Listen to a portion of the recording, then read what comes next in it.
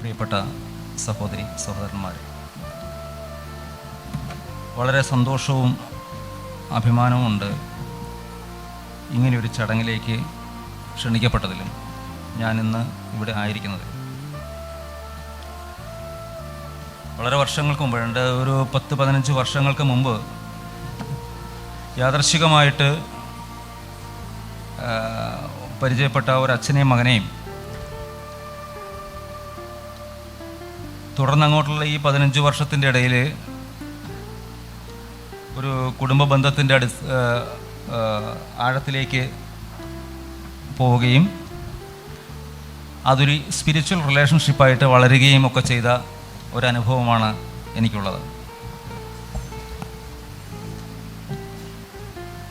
Doctor Sunil നീലകണ്ഠനും അദ്ദേഹത്തിൻ്റെ പിതാവും സഞ്ചരിച്ച ഒരു കമ്പാർട്ട്മെൻറ്റിൽ ഒരു ദിവസം അവരോടൊപ്പം കുറച്ച് സമയം ചെലവഴിക്കാൻ കഴിയുകയും ഒക്കെ ചെയ്തപ്പോൾ എന്തോ ഒരു നിമിത്തം കൊണ്ടായിരിക്കാം ഒരു പക്ഷേ അങ്ങനെ ഒരു സ്പാർക്ക് ഇരു കൂട്ടർക്കും ഫീൽ ചെയ്തത്.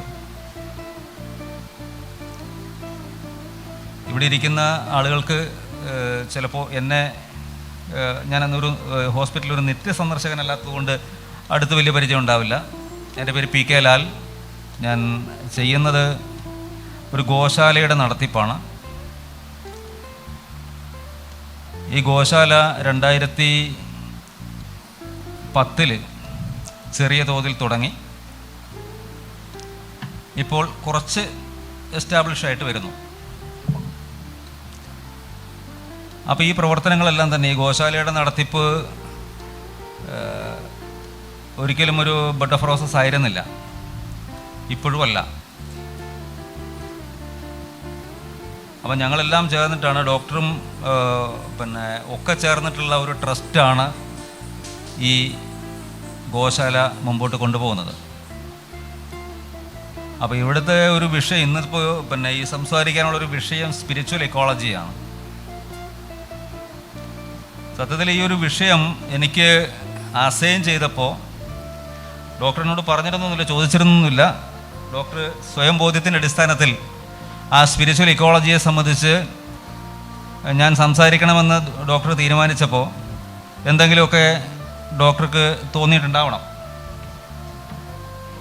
യഥാർത്ഥത്തിൽ ഈ ഒരു 10-15 വർഷത്തെ യാത്രയിൽ, ജീവിതയാത്രയിൽ സ്പിരിച്വൽ എക്സ്പീരിയൻസസ് മാത്രമേ ഉണ്ടായിട്ടുള്ളൂ. ഒരുപാട് തീച്ചൂളയിലൂടെ നടന്നു പോകുന്ന അനുഭവം ആണ് ഓരോ ദിവസവും ഈ ഒരു മേഖല എന്നെ സംബന്ധിച്ച് വ്യക്തിപരമായി തന്നുകൊണ്ടിരിക്കുന്നത്. പക്ഷേ ഈ തീച്ചൂളയിലൂടെയുള്ള നടപ്പ് ഓരോ ദിവസവും നമ്മുടെ ആത്മാവിനെ സ്ഫുടം ചെയ്തെടുക്കാനുള്ള വലിയൊരു അഗ്നിപരീക്ഷയാണ് എന്ന തിരിച്ചറിവ് ഇന്നുള്ളത് കൊണ്ട് മാത്രമാണ് ഈ ഒരു രംഗത്ത് നിൽക്കാൻ കഴിയുന്നത്. കാരണം വളരെ വർഷങ്ങൾക്ക് മുമ്പ് നോബൽ ജേതാവായിട്ടുള്ള നമ്മുടെ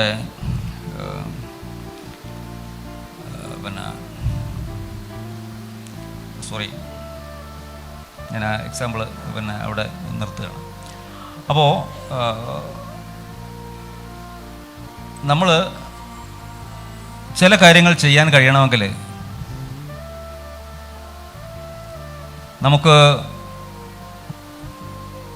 ഇത് മെറ്റീരിയൽ ആയിട്ടുള്ള ഒരു ഗെയിനിന് വേണ്ടിയാണ് എന്നൊരു തോന്നലിനപ്പുറത്ത് പൂർണ്ണമായിട്ടുള്ളൊരു സ്പിരിച്വൽ ഗെയിനിലേക്ക് വരണം.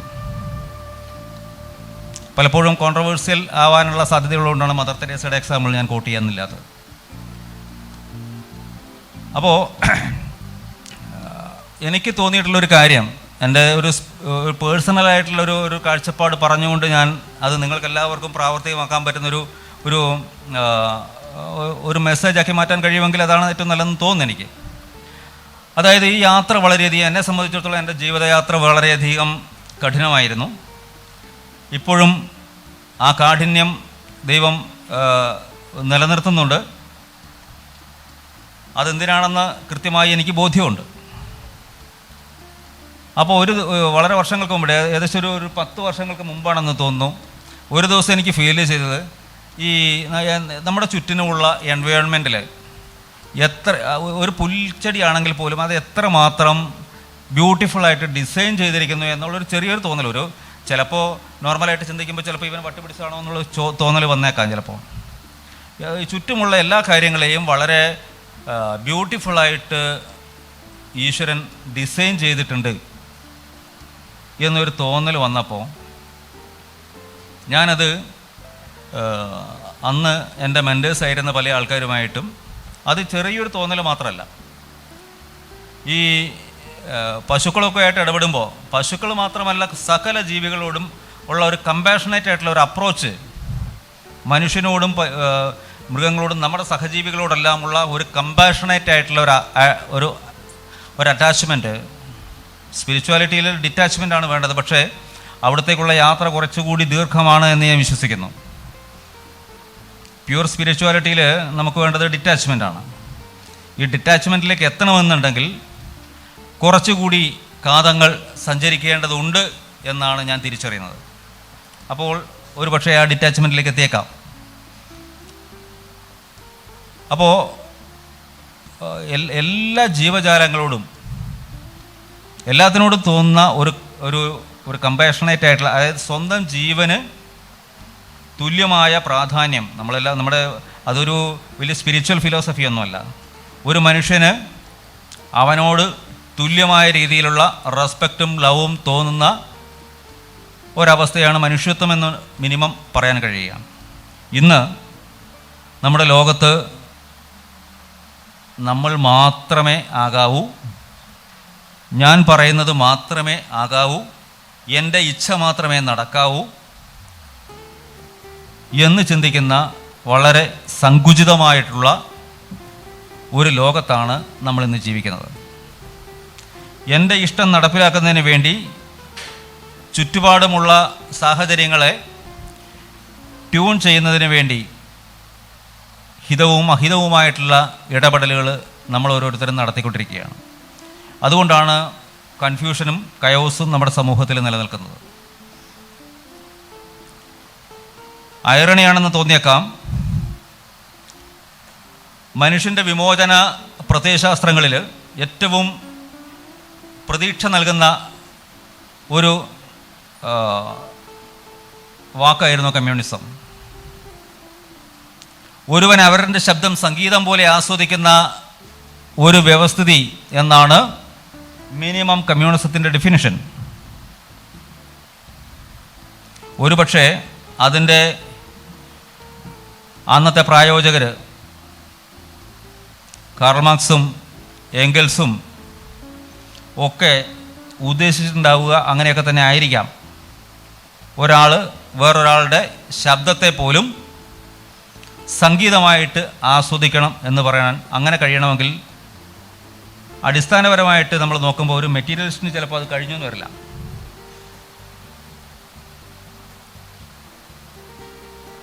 ഈ സ്പിരിച്വൽ ഇക്കോളജി എന്ന് പറയുന്ന ആ ഒരു ടേമിൻ്റെ ഉള്ളിലേക്ക് ഇതിനെ കൊണ്ടുവരുമ്പോൾ നമ്മളൊന്ന് മനസ്സിലാക്കണം, എത്രമാത്രം നമ്മൾ വളർന്നാലാണ്, അകത്ത് എത്രമാത്രം വളർന്നാലാണ് ഇങ്ങനെയുള്ള ഒരവസ്ഥയിലേക്ക് നമുക്ക് എത്തിച്ചേരാൻ കഴിയുക. ആ ഒരു പ്രത്യയശാസ്ത്രത്തിൻ്റെ, ഞാൻ രാഷ്ട്രീയം പറയാനൊന്നും വന്നതല്ല, പക്ഷേ ആ ഒരു പ്രത്യയശാസ്ത്രത്തിൻ്റെ തുടർച്ചയായിട്ട് വന്നപ്പോൾ എന്താണ് സംഭവിച്ചത്? അതിന് നേരെ വിപരീതമായിട്ടുള്ള കാര്യങ്ങളാണ് സംഭവിച്ചത്. അപ്പോൾ പ്രത്യയശാസ്ത്രങ്ങൾ ഇൻറ്റേർണലൈസ് ചെയ്യുന്നതിൽ, ഏത് പ്രത്യയശാസ്ത്രവും ഇൻറ്റേർണലൈസ് ചെയ്യുന്നതിൽ നമുക്ക് വരുന്ന പിഴവുകൾ ഭാവിയിൽ അതിനെതിരായിട്ട് തന്നെ നമ്മളെ നയിക്കുന്ന ഒരു സാഹചര്യം ഉണ്ടാവും. എന്നാൽ യഥാർത്ഥത്തിലുള്ള ഒരു സ്പിരിച്വൽ അപ്രോച്ച് എന്ന് പറയുന്നത് അവനവന് തുല്യമായ, അതായത് നമ്മുടെ സംസ്കാരം നമ്മളെ പഠിപ്പിക്കുന്നത് എൻ്റെയും നിൻ്റെയും അകത്തിരിക്കുന്ന ഉൾക്കാമ്പ് എന്ന് പറയുന്നത് ഒന്നാണ്. അങ്ങനെയാണെങ്കിൽ നമ്മുടെ അകത്തൊരു തീനാളമുണ്ട്, ഒരു തിരിയുണ്ട്. ആ തിരിയെ തിരിച്ചറിയാൻ നമുക്ക് കഴിയുമ്പോഴാണ് നമ്മൾ ആരാണ് എന്നുള്ളൊരു ബോധ്യം വരുന്നത്. ഹൂ ആർ യു എന്നുള്ള എപ്പോഴും നമ്മൾ ചോദിക്കുന്നുണ്ടാവാം. അവനവനോട് തന്നെയും മറ്റുള്ളവരോട് ചോദിക്കുന്നുണ്ടാവാം, നിങ്ങൾ ആരാണ്? അവനവൻ ആരാണെന്നുള്ളത് അറിയാത്തവരാണ് കൂടുതൽ ഈ കാര്യങ്ങൾ ചോദിച്ചുകൊണ്ടേയിരിക്കുന്നത്. അപ്പോൾ നമ്മൾ ആരാണെന്ന് മനസ്സിലാവുകയും നമ്മുടെ ഉള്ളിൻ്റെ ഉള്ളിലുള്ള ആ തിരുനാളം എന്താണെന്ന് മനസ്സിലാവുകയും ചെയ്താൽ ഇത് തന്നെയാണ്, ഈ മെക്കാനിസം തന്നെയാണ് സകല ജീവജാലങ്ങളുടെ ഉള്ളിലും ഉള്ളതെന്ന് മനസ്സിലാക്കാൻ കഴിയും. ഞാൻ ഒരു പാവപ്പെട്ട പശുവിനെ പോറ്റുന്ന ആളാണ്. അപ്പോൾ എനിക്ക് മനസ്സിലായ ഒരു കാര്യം, സംസാരിക്കാൻ കഴിയാത്ത ആളുകളാണ് ഈ പശുക്കൾ. അല്ലെങ്കിൽ പശുവാവട്ടെ, പട്ടിയാവട്ടെ, പോത്താവട്ടെ, ആടാവട്ടെ, കോഴിയാവട്ടെ, പിന്നെ മറ്റ് പറക്കുന്ന പക്ഷികളാവട്ടെ, എന്തും നമ്മളിൽ നിന്ന് എന്ത് വ്യത്യാസമാണ്? സാധാരണ രീതിയിലൊക്കെ ചോദിക്കാറുണ്ടായിരുന്നു, ഈ മൃഗവും മനുഷ്യനും തമ്മിലുള്ള വ്യത്യാസം എന്താണെന്ന് നിങ്ങൾക്ക് ആർക്കെങ്കിലും എനിക്കൊന്ന് പറഞ്ഞു തരാൻ പറ്റുമോ? മൃഗവും മനുഷ്യനും തമ്മിലുള്ള വ്യത്യാസം, മൃഗത്തിന് 4 കാല്, വാല്, ഇങ്ങനെയൊക്കെയാണ് നമ്മൾ പറയുന്നത്. എന്നെ സംബന്ധിച്ച് ഈ 4 കാലും വാലും ഒന്നും ഒരു ഡിഫറൻസ് ആയിട്ട് തോന്നിയിട്ടില്ല. കുറേ കാലം മുമ്പ് എനിക്ക് ഡിഫറൻസ് തോന്നിയിരുന്നു. അനലിറ്റിക്കൽ മൈൻഡില്ല, അതില്ല, ഇതില്ല എന്നൊക്കെ തോന്നിയിരുന്നു. പക്ഷെ പിന്നീട് നമ്മളെക്കാൾ മെച്ചപ്പെട്ട അവസ്ഥയിലാണ്, മനുഷ്യനേക്കാൾ മെച്ചപ്പെട്ട അവസ്ഥയിലാണ് ഇന്ന് ഭൂമിയിൽ ജീവിച്ചിരിക്കുന്ന സകല മൃഗങ്ങളും ജീവികളും എന്നുള്ളത് എന്തുകൊണ്ടോ ബോധ്യപ്പെടുന്നുണ്ട്. കാരണം നമ്മൾ ഉപയോഗിക്കുന്നത് കൂടുതലും എന്താണ്? നമ്മുടെ ബ്രെയിനാണ് ഉപയോഗിക്കുന്നത്. അവരുടെ ചിന്തകളും അവരുടെ ചോദനകളും പലപ്പോഴും ബ്രെയിൻ റിലേറ്റഡ് അല്ല, അത് ഹാർട്ട് റിലേറ്റഡ് ആണ്. മനുഷ്യന് ഹൃദയം കൊണ്ട്, നമ്മളിപ്പോൾ ഫിസിക്കൽ ഹാർട്ടിനെ പറ്റിയിട്ടല്ല പറയുന്നത്, ഇങ്ങനെ മിടിക്കുന്ന ഫിസിക്കൽ ഹാർട്ടിനെ കുറിച്ചിട്ടല്ല നമ്മൾ പറയുന്നത്. പലപ്പോഴും നമ്മുടെ ചിന്തകൾ ഹൃദയത്തിൽ നിന്നുള്ള ഒരു സ്പിരിച്വൽ ഹാർട്ടുണ്ട് നമുക്ക്. അപ്പോൾ അതിൽ നിന്നാണ് നമ്മുടെ ചിന്തകളും ആഗ്രഹങ്ങളും മോഹങ്ങളും ഒക്കെ പുറത്തേക്ക് വരുന്നതെങ്കിൽ അതെനിക്ക് വേണ്ടി മാത്രമായിരിക്കില്ല, അല്ലെങ്കിൽ നമുക്ക് വേണ്ടി മാത്രമായിരിക്കില്ല, മറ്റുള്ളവർക്ക്, സറൗണ്ടിങ്സിനും കൂടി വേണ്ടിയായിരിക്കും. അതിൻ്റെ പ്രഭാവം അനുസരിച്ചിട്ട് നമ്മുടെ ഈ ചിന്തകൾ ലോകത്തിൽ ഇങ്ങനെ പരന്നുകൊണ്ടേയിരിക്കും, അതിൻ്റെ ആ ഓറ ഇങ്ങനെ പരന്നുകൊണ്ടേയിരിക്കും തീർച്ചയായിട്ടും. അപ്പോൾ നമുക്ക് ഈ പറയുന്ന എല്ലാ ജീവജാലങ്ങൾക്കും അവയോട് കമ്മ്യൂണിക്കേറ്റ് ചെയ്യുന്നതിന് വേണ്ടിയിട്ട് നമുക്ക് സാധിക്കുമെന്ന് ചോദിച്ചു കഴിഞ്ഞാൽ, നമ്മൾ ഈ ഹാർട്ട് കൊണ്ട് നമ്മൾ ശ്രമിച്ചാൽ, പലപ്പോഴും ഞാനിന്ന് അറിഞ്ഞുകൊണ്ട് ഒരു ഇൻ്റലക്ച്വൽ ഫീൽഡിൽ നിന്ന് പുറത്തു വന്ന് തലച്ചോറ് കൊണ്ട് ചിന്തിക്കാതെ ആയിട്ട് കാലങ്ങൾ കുറേ ആയിട്ടുണ്ട്. എൻ്റെ ജീവിത സാഹചര്യങ്ങൾ എന്നെ അങ്ങനെ ആക്കിയിട്ടുണ്ട്. തലച്ചോറ് കൊണ്ട് ഒന്നും ചിന്തിക്കാത്ത ഒരവസ്ഥ, ഹൃദയം കൊണ്ട് ചിന്തിക്കാൻ, ഹൃദയം കൊണ്ട് ആ ചോദനയിൽ മുമ്പോട്ട് പോകാൻ വേണ്ടി ശ്രമിക്കുന്ന ഒരവസ്ഥയിലേക്ക്, ഇതൊന്നും മനഃപൂർവ്വം ഒരു മാനിപ്പുലേറ്റഡ് ആയിട്ടുള്ള ഒരു സംഭവമൊന്നുമല്ല, അതങ്ങനെ സംഭവിക്കുന്നതാണ്. അപ്പോൾ അങ്ങനെ ചെയ്യുന്ന സമയത്ത് നമുക്ക് ഒരാൾ സംസാരിക്കാതെ തന്നെ ഏകദേശമൊക്കെ അയാൾ എന്താണ് ചിന്തിക്കുന്നത് എന്ന് മനസ്സിലാക്കാൻ കഴിയും. അങ്ങനെ കഴിയുമ്പോൾ എൻ്റെ ഗോശാലയിലുള്ള പശുക്കൾ ഒരാൾ എന്ത് ചിന്തിക്കുന്നു എന്ന് മനസ്സിലാക്കാൻ അതിൻ്റെ 1000-1 എഫേർട്ട് ആവശ്യമില്ല. ഒരു ജീവിയുടെ സന്തോഷമോ സങ്കടമോ മനസ്സിലാക്കാൻ നമുക്ക് കഴിയുന്നുണ്ടെങ്കിൽ, അല്ലെങ്കിൽ അത് ചിന്തിക്കുന്ന കാര്യങ്ങൾ മനസ്സിലാക്കാൻ സാധിക്കുന്നുണ്ടെങ്കിൽ, വലിയ വിഷമമൊന്നുമില്ല നമ്മുടെ അടുത്തിരിക്കുന്ന നമ്മുടെ സഹജീവികളുടെ പ്രയാസങ്ങളും ബുദ്ധിമുട്ടുകളും വിഷമങ്ങളും, അത് കുറച്ചുകൂടി അപ്പുറം പറഞ്ഞ സങ്കടങ്ങളും ഒക്കെ നമുക്ക് മനസ്സിലാക്കാൻ, കുറച്ചുകൂടെ കമ്പാഷനേറ്റ് ആവാൻ നമുക്ക് വലിയ ബുദ്ധിമുട്ടൊന്നുമില്ല. എന്താ വേണ്ടത്? നമ്മൾ പലപ്പോഴും ഞാൻ പറയാറില്ല, ഞാൻ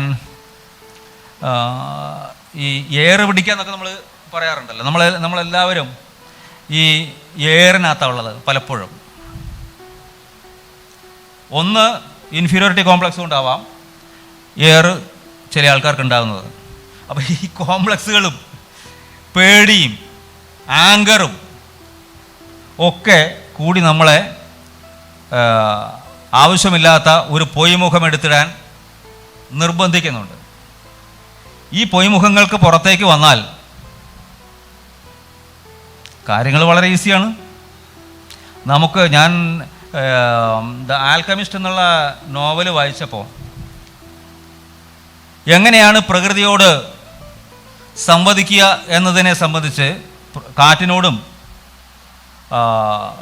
മരങ്ങളോടും പക്ഷികളോടും ഒക്കെ സംവദിക്കുന്നതിന് വേണ്ടിയിട്ട് ആൽക്കമിസ്റ്റിലെ നായകന് സാധിക്കുന്നത് നമ്മൾ വായിച്ചിട്ടുണ്ട്. ട്രാൻസ് നെറേറ്റീവ് ആയിട്ടുള്ളൊരു നോവലാണ്. ഞാൻ ആദ്യമായിട്ടാണ് അങ്ങനത്തെ ഒരു നോവൽ വായിച്ചത്. പക്ഷേ ആ നോവൽ വായിച്ചതിന് ശേഷം എന്നെപ്പോലെ ആയിരക്കണക്കിന് ലക്ഷക്കണക്കിന് ആളുകൾക്ക് വലിയ വലിയ സ്വപ്നങ്ങൾ കാണാൻ വേണ്ടി കഴിഞ്ഞിട്ടുണ്ട്.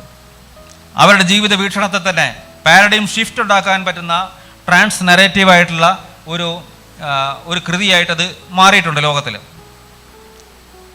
അപ്പോൾ അവിടെ ഇതിന് സാധിക്കണം എന്നുണ്ടെങ്കിൽ എന്താണ്, ഒരു ഓപ്പൺനെസ് ആണ് വേണ്ടത്. നമ്മളെ ബാധിച്ചിരിക്കുന്ന ഈ ഫാൾസ് ആയിട്ടുള്ളൊരു ഇമേജ് നമുക്ക് ചുറ്റിനുമുണ്ട്. ഈ ഫാൾസ് ഇമേജിനെ നമ്മളൊന്ന് അഴിച്ചു വെച്ചുകൊണ്ട് വളരെ സ്വാഭാവികമായി നമുക്ക് ചുറ്റുമുള്ള പ്രകൃതിയോട് ഇടപെടുമ്പോഴാണ് സ്പിരിച്വൽ ഇക്കോളജി എന്താണെന്ന് നമുക്ക് മനസ്സിലാവുക. അങ്ങനെ ഇടപെടുമ്പോൾ സ്വാഭാവികമായിട്ടും നമുക്ക് ഈ കാണുന്ന കൺഫ്യൂഷൻ ആൻഡ് കയോസ്, നമ്മൾ ഇന്ന് സമൂഹത്തിൽ കാണുന്ന എല്ലാ തരത്തിലുള്ള ഒരു കയോസ്, വ്യക്തതയില്ലായ്മ ഉണ്ട് നമ്മുടെ സമൂഹത്തിൽ. നമ്മളെ സംബന്ധിച്ചിടത്തോളം നമ്മുടെ മുമ്പിൽ വേറൊരാളുമായിട്ട് കാണുന്ന സമയത്ത് അവനെ നമ്മളെ എന്ത് ചെയ്യും, എങ്ങനെയായിരിക്കും അവൻ നമ്മളോട് ഇടപെടുക എന്നൊന്നും നമുക്ക് വ്യക്തതയില്ല. പക്ഷേ കുറച്ചുകൂടി കഴിയുമ്പോൾ നമുക്ക് ഈ സ്പിരിച്വൽ ഇക്കോളജിയിൽ നമ്മളൊന്ന് കുറച്ചൊന്ന് ശ്രദ്ധിക്കാൻ തയ്യാറാവുകയാണെങ്കിൽ, അത് നമ്മുടെ ബ്രെയിൻ കൊണ്ടല്ല ഹാർട്ട് കൊണ്ട് ചെയ്യാൻ തയ്യാറാവുമ്പോൾ സ്വാഭാവികമായിട്ട് നമുക്ക് ആരെയും പേടിക്കേണ്ട ആവശ്യം വരുന്നില്ല. നമ്മൾ ചെയ്യേണ്ട കാര്യങ്ങളൊക്കെ ചെയ്തു പോവുക. നമ്മൾ എവിടെയാണോ എത്തേണ്ടത് അവിടെ എത്താൻ ആവശ്യമായ പ്രവർത്തനങ്ങൾ പ്രകൃതി ചെയ്യും. കാരണം ഈ ഈശ്വരൻ എന്ന് പറയുന്നത് അരൂപിയാണ് എന്ന് നമുക്കെല്ലാവർക്കും അറിയാം. നമ്മളോടെല്ലാം അങ്ങനെയാണ് പറഞ്ഞു പഠിപ്പിച്ചിരിക്കുന്നത്. ഫിസിക്കലായിട്ടുള്ള ബോഡിയുള്ള ഒരാളല്ല ഈശ്വരൻ എന്ന് പറയുന്നത്. അങ്ങനെയാണെങ്കിൽ ഈശ്വരന് ഇവിടെ സ്ഥിതി ചെയ്യാൻ വേണ്ടി കഴിയുമല്ലോ, ഈ എയറിൽ സ്ഥിതി ചെയ്യാൻ വേണ്ടി കഴിയുമല്ലോ, എവിടെയും സ്ഥിതി ചെയ്യാൻ വേണ്ടി കഴിയുമല്ലോ. അപ്പോൾ സീറ്റ് എന്ന് പറയുന്നത് നമ്മൾ ചിന്തിക്കുന്ന കാര്യങ്ങളെല്ലാം ഈശ്വരന് മനസ്സിലാവണമെങ്കിൽ, ഈ സ്പിരിച്വൽ കണക്ഷൻ വേണമെങ്കിൽ ഈശ്വരൻ്റെ സീറ്റ് എന്ന് പറയുന്നത് അധികം അന്വേഷിച്ച് പോകാതെ അവനവൻ്റെ ഉള്ളിലേക്കൊന്ന് നോക്കിയാൽ, ഉള്ളിൽ അതിനെ കാണാൻ വേണ്ടി കഴിഞ്ഞാൽ നമ്മൾ കൂടുതൽ അന്വേഷിച്ച് പോകേണ്ട ആവശ്യമില്ല.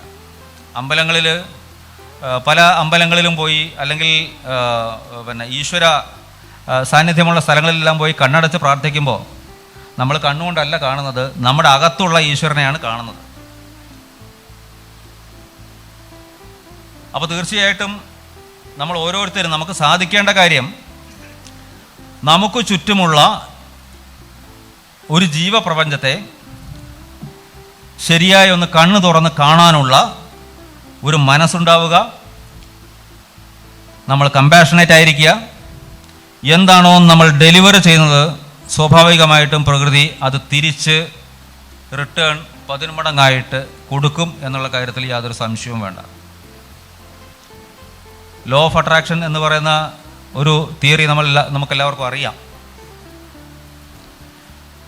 ലൈക്സ് അട്രാക്ട്സ് ലൈക്സ് എന്നാണ് പറയുന്നത്. നമ്മൾ എന്താണോ ആയിരിക്കുന്നത്, അല്ലെങ്കിൽ നമ്മൾ എന്താണോ, എന്ത് മെസ്സേജാണോ, എന്ത് മെസ്സേജ് എന്ന് പറഞ്ഞാൽ നമ്മളുടെ ശരീരത്തിൽ, നമ്മളുടെ ബോഡിയിൽ നിന്ന് പുറത്തേക്ക് പോകുന്നത് നമ്മൾ പറയുന്നത് മാത്രമല്ല. പറയാം, വളരെ പോളിഷ്ഡ് ആയിട്ടുള്ള വേർഡ്സ് ഉപയോഗിച്ച് പറയാം.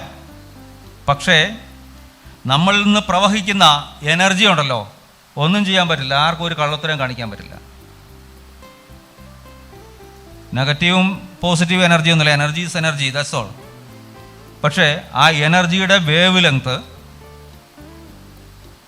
അതിൻ്റെ വെലോസിറ്റി, അതിൻ്റെ സ്ട്രെങ്ത്, ഇതൊക്കെ ആണ് സറൗണ്ടിങ്സിനെ സ്വാധീനിക്കുന്ന ഘടകങ്ങൾ. അപ്പോൾ സ്വാഭാവികമായിട്ടും ഈ ഒരു അവസ്ഥയിലേക്ക് നമ്മൾ പോകണമെന്നുണ്ടെങ്കിൽ നമ്മൾ നമ്മുടെ ചുറ്റുപാടുമുള്ള എൻവയോൺമെൻറ്റിനോട് അറ്റ്ലീസ്റ്റ് ഏറ്റവും മിനിമം കമ്പാഷനേറ്റ് ആയിരിക്കുക എന്നതാണ് ഏറ്റവും പ്രധാനപ്പെട്ടൊരു സംഗതി. ഇവിടെ ഇത് പറയുമ്പോൾ ഈ ഫിലോസഫി മുഴുവനും സ്വന്തം ജീവിതത്തിൽ പകർത്തിയ ഒരു വലിയ മനുഷ്യൻ്റെ ഓർമ്മയ്ക്ക് വേണ്ടിയാണ് നമ്മളിന്ന് ഒത്തുചേർന്നിരിക്കുന്നത്. മാനുഷം 3 എന്ന ഈ ഒരു പ്രോഗ്രാം നീലകണ്ഠൻ സാറിൻ്റെ ഓർമ്മയ്ക്ക് വേണ്ടിയാണ്. നീലകണ്ഠൻ സാറും അദ്ദേഹത്തിൻ്റെ ധർമ്മപത്നിയും നേതൃത്വം കൊടുത്ത ഈ ഒരു സ്ഥാപനം അദ്ദേഹത്തിൻ്റെ മക്കളിലൂടെ ഇന്ന് വളർന്ന് പന്തലിച്ചുകൊണ്ടിരിക്കുകയാണ്. ഒരു സാധാരണ ആതുരാലയത്തിൻ്റെ അപ്പുറത്തേക്ക് സമൂഹത്തിനെ മൊത്തമായി കണ്ടുകൊണ്ടുള്ള ഒരു കോംപ്രഹെൻസീവ് അപ്രോച്ച് എന്നുള്ള രീതിയിൽ മൊത്തമായി കണ്ടുകൊണ്ടുള്ള ഒരു സ്പിരിച്വൽ, ഞാൻ ഈ പറയുന്ന ഒരു ഈക്കോ സ്പിരിച്വൽ കൺസെപ്റ്റോട് കൂടി ഓരോ പരിപാടിയും സംഘടിപ്പിക്കുന്നതിനെക്കുറിച്ച് നമുക്കറിയാം. തീർച്ചയായിട്ടും ഇത് സമൂഹത്തിന് വലിയൊരു പ്രചോദനമാകേണ്ടതാണ്, വെളിച്ചമാകേണ്ടതാണ്, ആ വെളിച്ചമായി മാറിക്കൊണ്ടിരിക്കുകയും കൂടിയാണ്. ഗാന്ധിജി പറഞ്ഞതുപോലെ, എനിക്ക് വേറെ മെസ്സേജ് ഒന്നും പറയാനില്ല, my life is my message എന്ന് പറഞ്ഞതുപോലെ ഡോക്ടർ സുനിൽ സാറും അതുപോലെ തന്നെ ജയശങ്കർ സാറുമൊക്കെ അവരുടെ ലൈഫ് അവരുടെ മെസ്സേജായിട്ട് നമ്മുടെ മുമ്പിൽ തന്നുകൊണ്ടിരിക്കുകയാണ്. എല്ലാ ഭാവുകങ്ങളും ആശംസിക്കുന്നു. ചേർന്ന് നിൽക്കാൻ കഴിയുന്ന സമയങ്ങളിലൊക്കെ തന്നെ ചേർന്ന് നിൽക്കാൻ ശ്രമിച്ചിട്ടുമുണ്ട്. ഇനിയും ജീവിതകാലം ഉള്ളിടത്തും വരെ അങ്ങനെ തന്നെ മുമ്പോട്ട് പോകണമെന്നാണ് ആഗ്രഹം. ഈശ്വരൻ നമ്മളെല്ലാവരെയും അനുഗ്രഹിക്കട്ടെ.